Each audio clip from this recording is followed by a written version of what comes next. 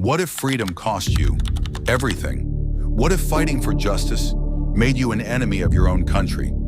And what if the man the world celebrates today was once called a terrorist? This is not just a story of victory.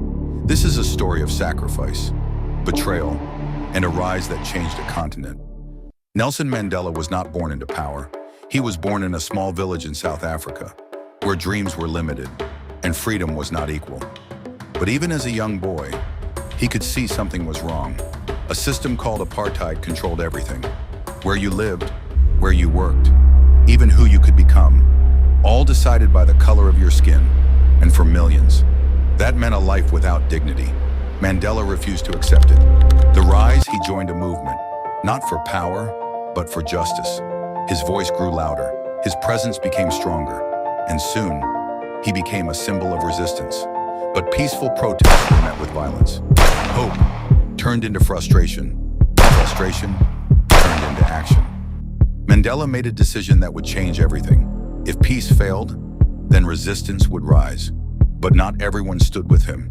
Some believed he had gone too far. Others feared what he had become. And somewhere in the shadows, trust was broken. Mandela was no longer just a leader. He was now a target. Arrested, he was captured, surrounded, silenced. The man who stood for freedom was now in chains. But even then, he did not break. The trial. In a courtroom filled with judgment, Mandela stood without fear. Knowing the cost, knowing the consequences, he made a choice, not to beg, not to run, but to stand for what he believed in. I am prepared to die. And just like that, his world became a prison cell. Days turned into years, years on into decades. 27 years, gone. But time did not weaken him, it transformed him. Suffering, 7:45 to 8:15. Hard labor, endless silence, a life stripped of freedom. Yet inside those prison walls, something powerful was growing. Not anger, but strength. Outside those walls, his name refused to fade. Across nations, across continents, a call echoed louder and louder. Free Mandela. He was no longer just a man. He had become a symbol. When then, the moment the world had been waiting for, Mandela walked free, not with hatred, not with revenge, but with something far more powerful: forgiveness.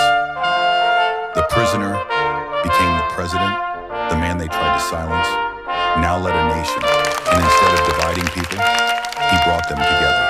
He chose unity over revenge, peace over anger, and hope over fear. But here's the question.